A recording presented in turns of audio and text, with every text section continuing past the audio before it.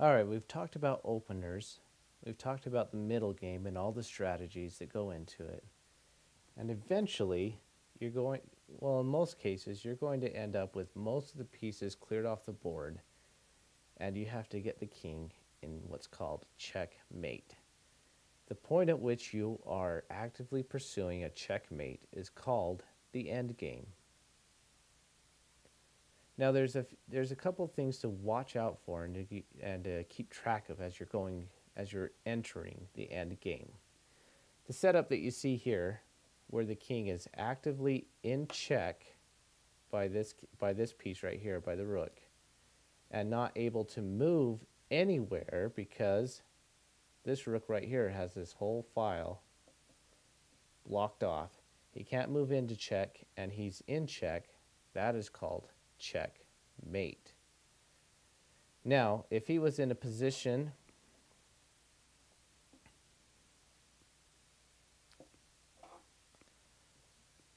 something like this, this would be called a stalemate. At the moment, he's not in check, but he can't move anywhere because he would be put into check. He can't move right here. He can't move here, here. There's nowhere that he can move, but he's not in check.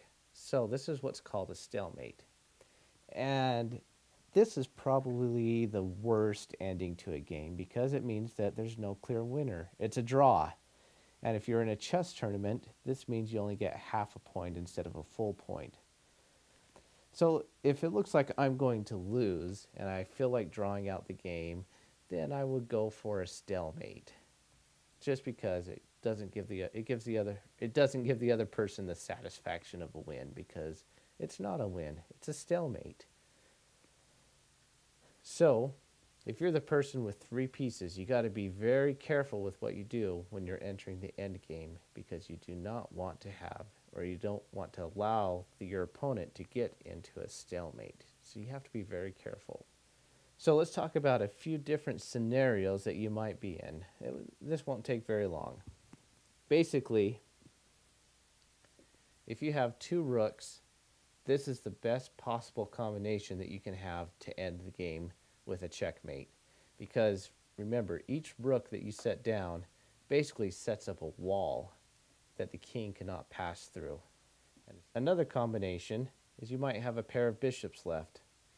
They take the diagonals and they can only remain on a white and a black. It is possible to get the king into check with two sets of bishop or with one set of bishop, a pair of them, but it's a little bit more difficult because the king can move around them a little bit more. So just remember, two bishops will make it difficult, but it can be done. Two horses, in this sense, or two knights, it is nearly impossible to get the king into check if there's only two horses left or two knights. It can be done, but the only place that it can be done is right in the corner.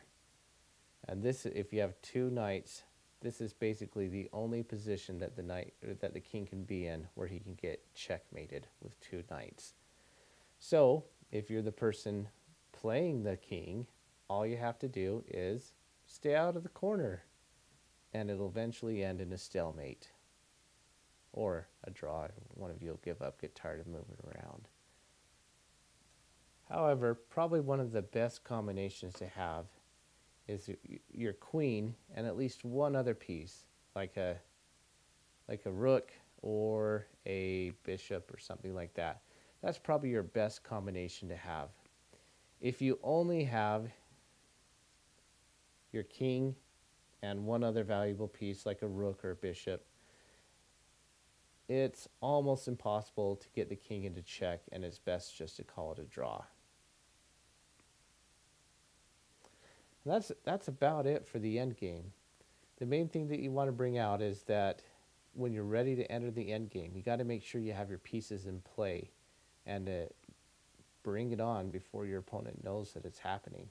Because once he realizes, oh man, all my pieces are gone, he's going to be dancing around trying to stay out of the corner. And trying to avoid being captured and trying to bring a stalemate. Now, one other thing that I might point out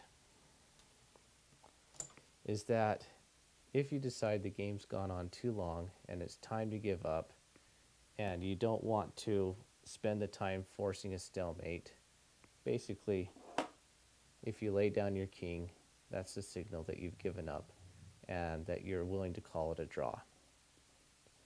And with that, you give your opponent the full point and a win. And this can be done at any point in the game. It doesn't have to be done. It doesn't have to be done at the very end. It's common for some players to realize that the advantage has been, they've lost too much advantage, or their opponent has too much advantage over them, and it's too much to make up. Sometimes they'll lay down their king and just give the game. Okay, so here's an exercise that you can do to practice the end game, to practice getting the king into check. And what we have the board set up, we have two rooks set up here in the corner with the king right here. See how many moves it will take you to get the king into checkmate.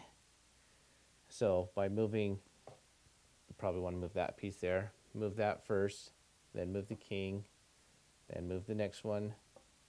And see how many moves it takes you to get the king into checkmate. You should be able to get this in about 5 moves. But see how many moves it takes you to get the king into check. When you can get it in 5 moves, I would say you pretty much got the end game, the strategy of the end game wrapped up. Okay, here's one more exercise for you to do. Try it one more time, but now you have the queen as part of the equation, the queen and the rook. This is probably the ideal scenario for you to have, where you have the most power to really quickly end the end game, or end the game, hence the end game. So the challenge on this one is to do it in 4 moves. See if you can do this in 4 moves. You have the queen as part of the equation, so you should be able to do it in 4